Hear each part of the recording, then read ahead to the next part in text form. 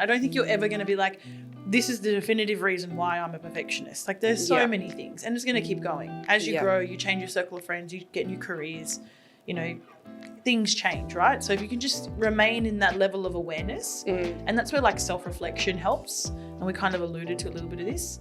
The next thing I kind of want us to talk about is like, okay, how can I identify if I am a perfectionist? Perfectionism drives us to do too much because of the fear of not being enough. Wow. Welcome to the Marketing Mentors podcast, brought to you by Red Pandas Digital. I am Tasha, joined by, of course, Linda. And if you didn't realize, we're talking about perfectionism today and being a perfectionist and all the stuff that goes with that, because there is a lot. And we picked this, I feel like this came from me maybe. Yeah. Because I think you can be a perfectionist sometimes. Thanks, But it's all right, I know this. You do. And I think all great leaders are, in their own shapes, way and form, a bit of a perfectionist. Yeah. And so let's talk a little bit about maybe what it is, because someone might be like, oh yeah, you know, I like everything perfect. I guess that's probably the simplest way of looking at it. But in terms of what it is, I think my definition would be it's like having maybe exceptionally high standards for yourself or the work that you're doing. And it can be harmful, but it can also be very helpful. Yeah. Yeah, I think it's a symptom of us being overly critical of ourselves. That's all perfectionism is. We're overcritical about the work that we do, about our own personal self, and that's driven by fear as well. Yeah. So it's this deep-rooted feeling of fear. Yep. And we think, as it manifests in our work, that deep-rooted fear of whatever we have, whether it's not being good enough, it's unworthiness, that it will be reflected in the work that we do. And that's how we're kind of tying it back into now, you know, what we do at a daily basis here at Red Pandas. So, that's how I define it there. It's that feeling of not being good enough or some sort of fear driving that. Yeah. And we worry that it's going to be reflected. Yeah, interesting. And I wonder, it makes you, and I totally get that.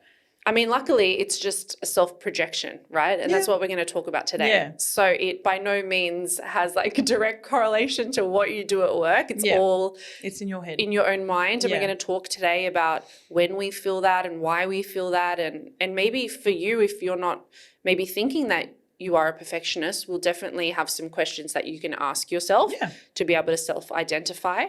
But I think the main thing here is it is just a self-projection. So it's like, how can I get out of my own way of being a perfectionist and know that it isn't directly correlated to the work that I'm doing? Yeah. Yeah. I feel like if you are thinking, am I a perfectionist? There's a good chance you are. Yeah. The simple fact that you're thinking that makes you probably not that is the reason why you're the perfectionist, but you're open to wanting to do better and be better. And typically having that mindset, it's a little bit like growth mindset. It's kind of taking you that way. I think that's step one. Like you said, I think that we all, to a degree, are perfectionists in one way or another. We all are overly critical if we care about the work that we're doing. Yeah. But then you're right, that step one is just being able to self-identify and kind of reflect a little bit. Yeah. So speaking of reflection, it is interesting to know maybe where it comes from, what's driving us into this mindset of perfectionism. And I know for me, and it is going to get a little bit deep, and yes, I'm going to be a little bit vulnerable, but growing up, you know, I saw a lot of failure around me in my family life, my extended family.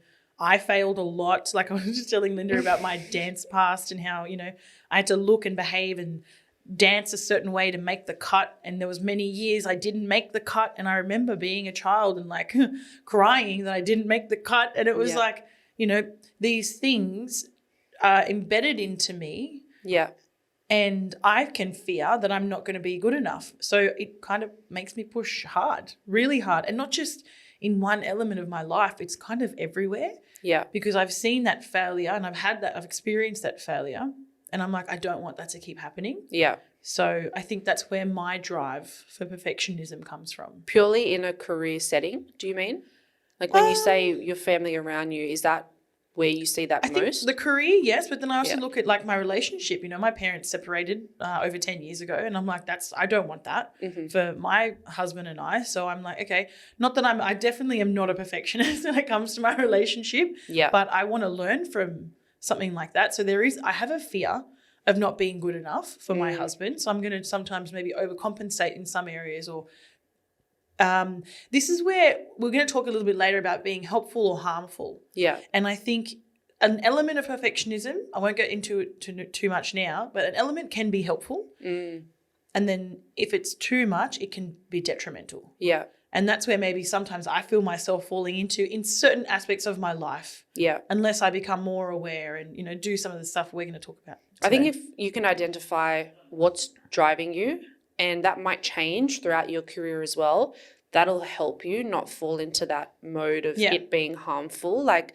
being able to identify why you are a perfectionism is going to be really important, because then it will avoid you from being driven by these external factors maybe, and that will kind of get you down this rabbit hole, and you won't know when to stop or what's driving you. Yeah, exactly. Like I can relate to what you said as well. Like, I wanted to be the first one in the family that went to uni. Like that was just something that I wanted for me, and that helped me feel like, I was successful and I was heading on the right path. And when you think about why, it's that like internal like value of like not wanting to be a failure. But again, like what do you define as failure? Because that could be very different to someone else. So subjective, right? Yeah.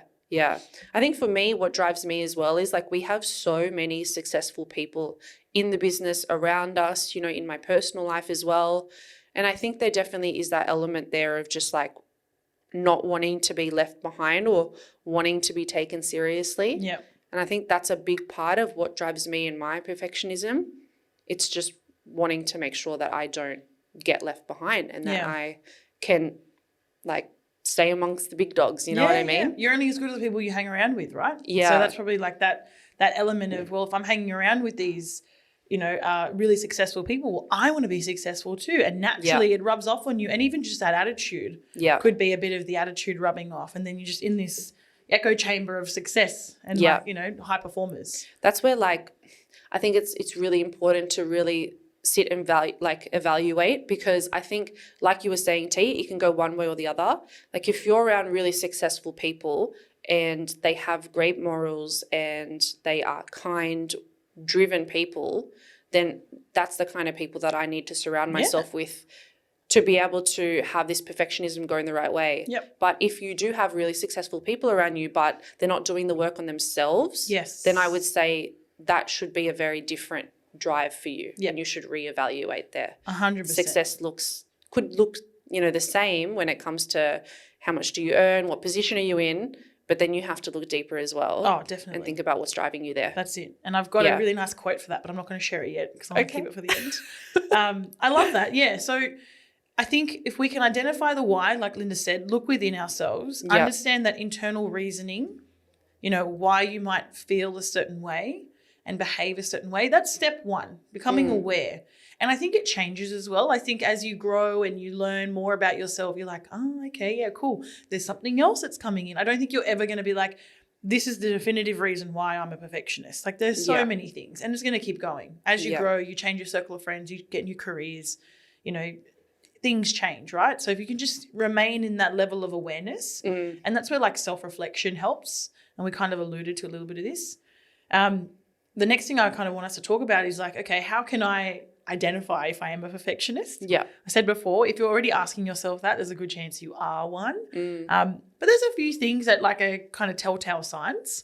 And most of us, like as Linda said before, most of us are going to be perfectionists in some way, shape or form. Yeah. Probably things that we really care about, like our jobs maybe. Yeah. And for me, I know that having exceptionally high standards, either of myself, of those around me, of the work that I do, is one kind of sign that you're a bit of a perfectionist. And I'm not saying this in a bad way. I don't want anyone to misconstrue this. It's not a bad thing.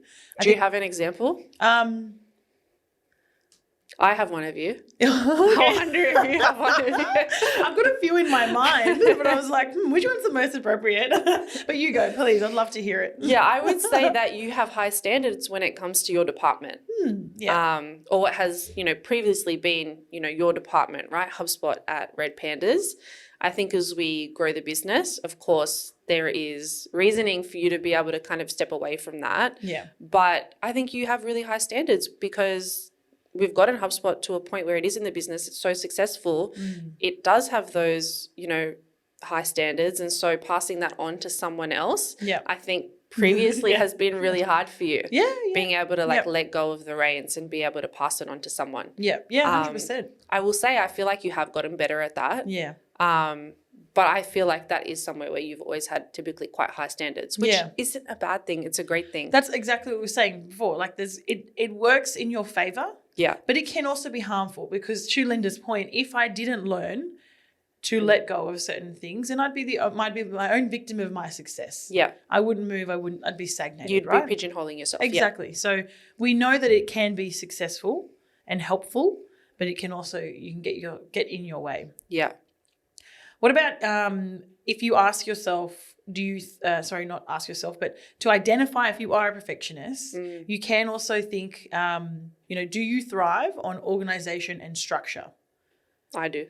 Yes, you do. Yeah, I love my 100% routine. You do. Yes, and your logic and your pattern and your flow, and this is what we're going to do. This is how it's going to look. That attention to detail that you have is 100% like a super strength of yours. Yeah. And then often, like we can say sometimes, not that it's a weakness, but I would look at it from my point of view where I'm like, don't prepare for anything, you'll be fine. And then you're like, no, I need to know everything we're going to talk about. Yeah. Meeting somewhere in the middle. Yeah. It's that feeling of like knowing you're going to be in control. Yeah. And therefore you can dictate the outcome a little bit more. Yeah. So it's just this need to be in control, which feeds that perfectionism, which feeds that fear of I'm going to not, know what I'm doing. Yeah. Like But that's this what is it I ultimately think, comes like, down to. Coaching for you. So, you know, your new the shift in your role over the last few months where you've really leaned into coaching, I think has been incredible for you to let go of some of that. Because you're like, okay, I know I'm going to get them here, but I'm going to do it through incredible question asking. Yeah. And so naturally you've done the prep, you need to do the prep, but you don't know how the call's going to go ultimately. So for everyone listening as well, like typically we as, account managers, anyone in marketing, right, you do a lot of telling. You need to know all the answers. Yep. You come with your agenda, your plan. To be able to be authoritative. Exactly. Yeah. Whereas coaching is very, very different to that. It's a very different model. So it's, the answer, but how am I going to ask them the questions to get to the answer on their own and think that they got there on their own? Yes. And so it's very, very different. Exactly. We don't want to be constantly telling people, right? That's what we've been doing for the last 5 years. And we're longer. I feel longer even, right? 5 years at Red Pandas at least. Yeah. And that's it. Cool. We've mastered that. We are master tellers. We are master tellers. I think so. I think we really are. People love hearing from us when it comes to solving digital marketing things. Where Linda and I are going now, or we're working on, is becoming coaches. And not like fluffy word coaches. We want to be really strong coaches. And to do that, there's an element of releasing control. Yeah. Because we're not telling anymore. And that's where I was trying to come back to being perfection. If you are a perfectionist, and the way Linda and I have been in our roles, moving into this coaching role just feels like a natural progression. Yeah, it does. Because it's a different challenge. Yeah, it's a different challenge. And it's forcing us to let go of a little bit of our perfectionism. So true. Which is, really cool. This is why we don't talk too much before the podcast, because we have these conversations in the podcast. That is true. Pros and cons. All right. So there's another one. And I think this is a really helpful question to ask yourself if you're trying to identify when and when you're not. So what are the specific situations or areas of your life where you tend to be a perfectionist, and evaluating that and seeing if there are specific moments. Now, something that might relate to someone who is earlier in their career, something that I've noticed is the inability to say no to things. Yeah. So, saying yes to everything, I think, can be a bit of a flaw or something to watch out for in this 100%. mode of, being too much of a perfectionist, because you then take on too much in a bid to try and show everyone that you can do everything and that you are a perfectionist and you're this well-rounded marketer that can do everything. But I think with age and time and experience, that ability to say no to certain things that are not your field of expertise, or maybe it's no because if you say yes to that, what are you saying? What are you going to drop the ball on? And is that a higher priority for you? Totally agree. I think that is definitely an experience thing, because I did it a lot when I was younger. Yeah. And now I know. And I'll be honest, sometimes I still do it. Yeah. But you're right. Not being able to say no to certain things is going to be a detriment to you in the long run. Yeah. And being a perfectionist, you want to please, you want to do well, you want to earn your stripes, you want to show everyone, but know that you need to say no to some things. Yeah. And that's a hard one for someone who's younger because you don't know what you can and can't say no to at the same time. So I appreciate that as well, that it can be really hard to navigate that. Yeah. I think that is just one of those things that you learn with time. Yep. And you have to make mistakes. Yeah. You have to make mistakes. Yeah. Like, okay, this is what they meant by this. Yeah. I get that. Mm. Okay, cool. So I think, we've talked about pros and cons, helpful, harmful. A little bit of perfectionism is obviously going to be helpful because I think that's like part of the reason why we've gotten to where we have with our careers. We've obsessed over certain things, let go of other things, made the mistakes we need to. Can be harmful because, like I said before, it will get in your way. Get out of your own way. Know that you're a perfectionist over something. Have someone else that's not maybe help you out, loosen you up, give you more attention to detail. I'm talking about me and you here, with our things. And also like in terms of, your relationship outside of work. Are you a perfectionist on certain things?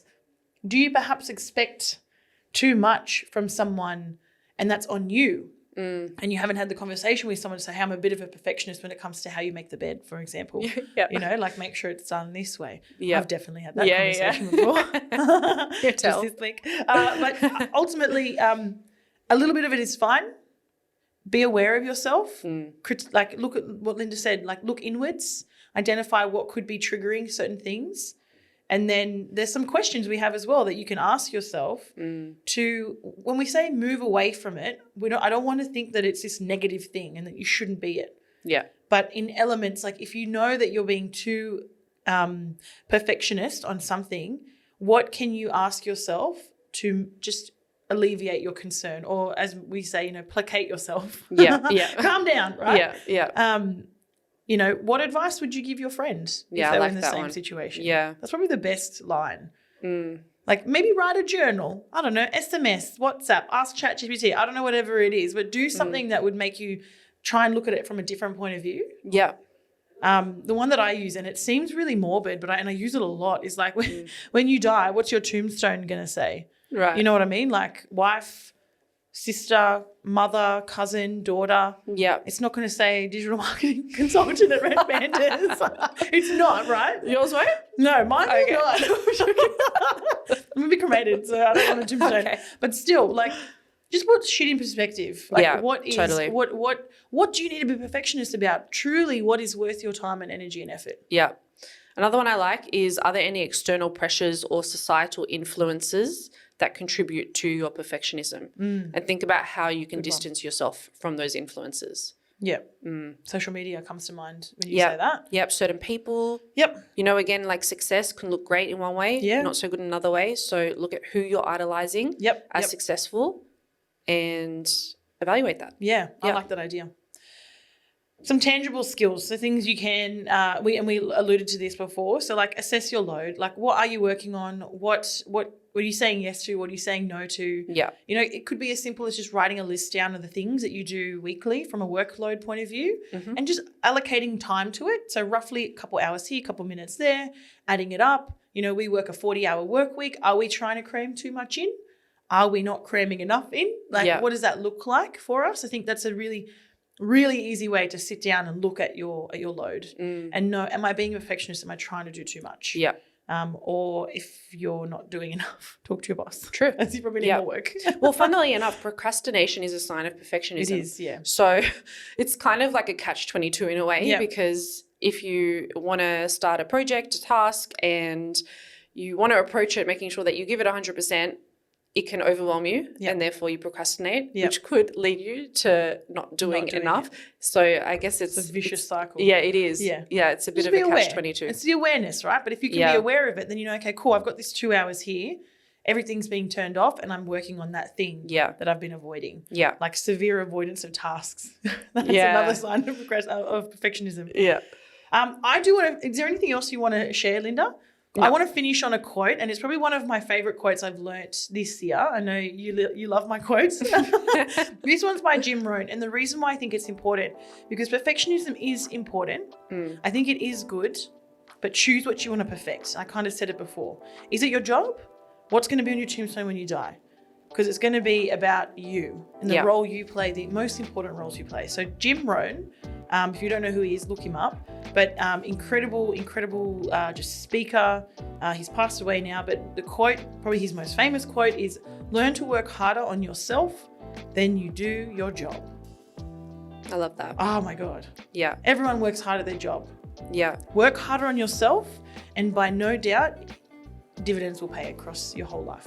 I think just realizing that we're all human, fears, insecurities, they're all part of being human. Yep. And our wiring. So I think working, like you say, working on yourself, it's the most important thing. That's it. All right. Love that. Awesome. Thanks, Linda. Bye, T. See ya.